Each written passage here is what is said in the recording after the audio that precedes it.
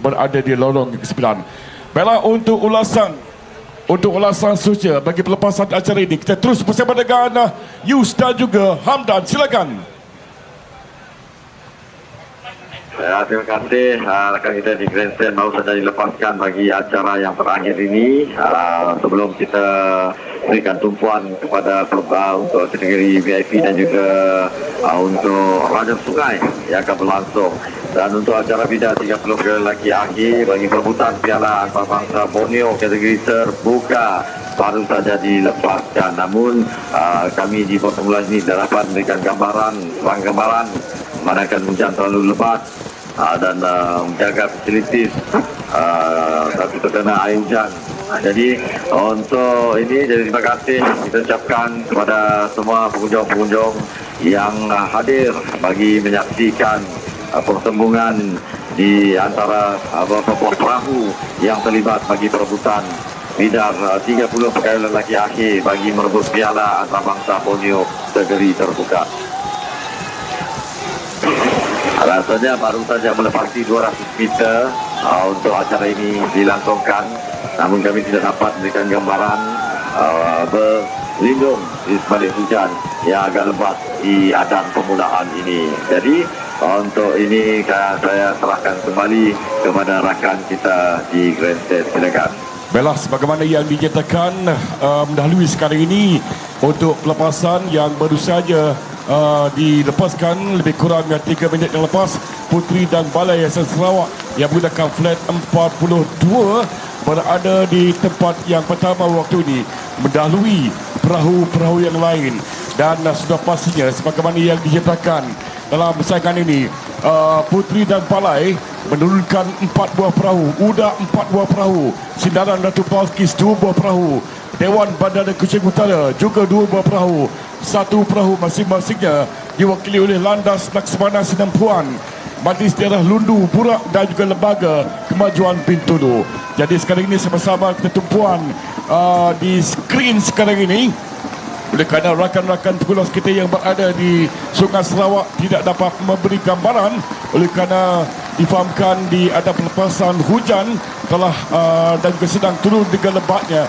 Daripada pemantauan kita di tempat yang kedua dan juga ketiga serta keempat, perahu yang menggunakan flat nombor 5 sekarang ini ialah Sindaran Ratu Balkis 6 yang terus memberi saingan. Begitu juga dengan perahu-perahu yang lain. Perahu 24 yang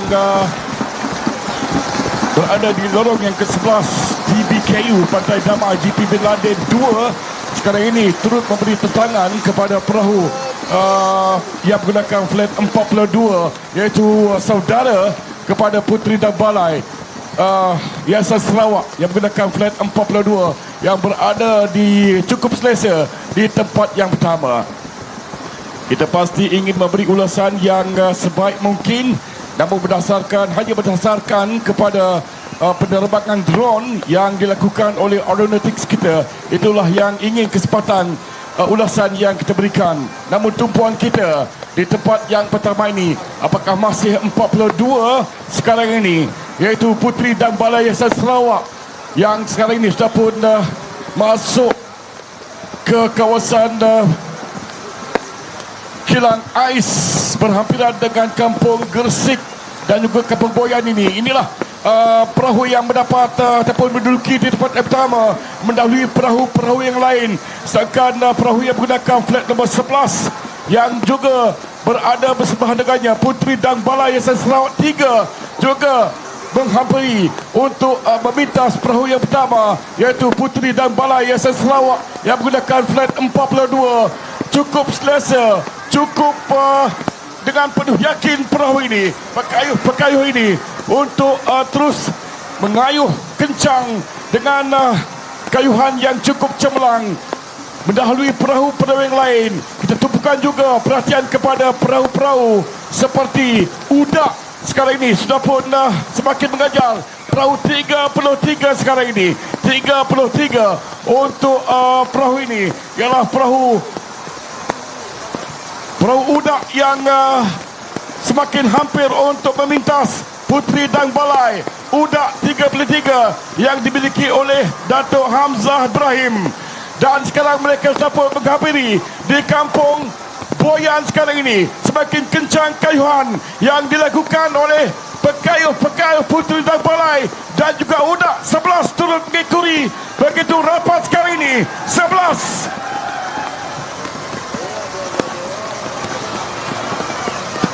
Perahu nombor 11 puteri dan balai turut mengikuti begitu rapat sekarang ini. 42 semangat cukup selesa di tempat yang kedua. Puteri dan balai Sarawak yang menggunakan flat nombor 11 berada di tempat yang kedua. Dan di tempat yang ketiga ialah Udak, perahu yang menggunakan flat nombor 1 berada di tempat yang ketiga. Saingan yang cukup sengit sekarang ini di tempat kedua, ketiga dan juga keempat. Namun selesa sekarang ini ialah perahu yang menggunakan flat nombor 42 Puteri dan Balai.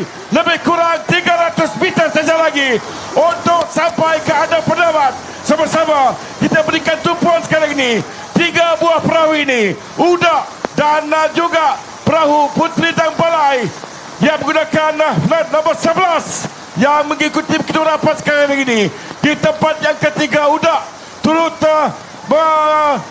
pamerkan kayuhan yang cukup cemerlang. Namun begitu selesa sekarang ini perahu 42 Puteri dan Balai Sarawak di tempat yang pertama, diikuti dengan perahu yang menggunakan flat nombor 11 Puteri dan Balai Sarawak 3 di tempat yang kedua.